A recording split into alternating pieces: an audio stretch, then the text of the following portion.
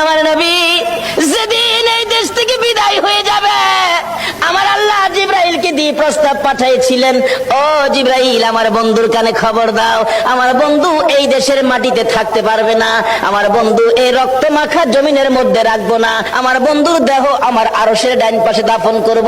জিবরাইল খবর নিয়ে ডাকতেছেন, হুজুর আল্লাহর সালাম গ্রহণ করুন। আমি জিবরাইলের সালাম গ্রহণ করুন। আল্লাহর নবী গো, আপনার দেহ মুবারক আল্লাহর আরশের ডাইন পাশে দাফন হবে, আপনি খুশির সহিত কবুল করুন।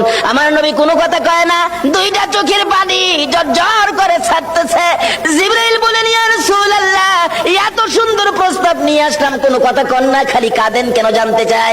আমার নবী বলেন, জিবরাইল রে, তোমার জন্য খুশির খবর হতে পারে, আমি খুশি হতে পারলাম না। কেন পারলেন না?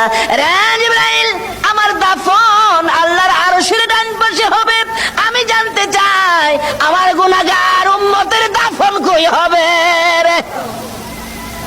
জিবরাইল বলেন, আপনার উম্মতের দাফন এই জমিনের মধ্যে হবে। আমার নবীর কান্না আরো বেড়ে গেছে।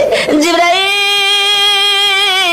না না, সইতে পারি না, আমি আর সে থাকবো আর আমার উম্মতেরা এই জমিনে থাকবে। আমার মন মানে না, প্রস্তাব আমি রাখবো না। আমার পক্ষ থেকে একটা প্রস্তাব আমার প্রভুর দরবারে তুলে ধরো। জিবরাইল রে, আমার গুনাহগার এতিম উম্মতেরা যেই জমিনে থাকবে, আমি নবী আর সে যাব না রে, আমি আমার গুনাহগার উম্মতের পাশে সেই জমিনের মধ্যে শুয়ে থাকবো।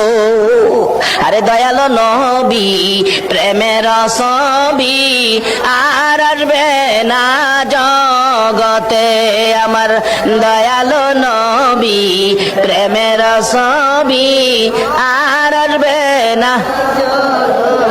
হাসর দিনে উম্মত বিনে, হাসর দিনে উম্মত বিনে যাবে না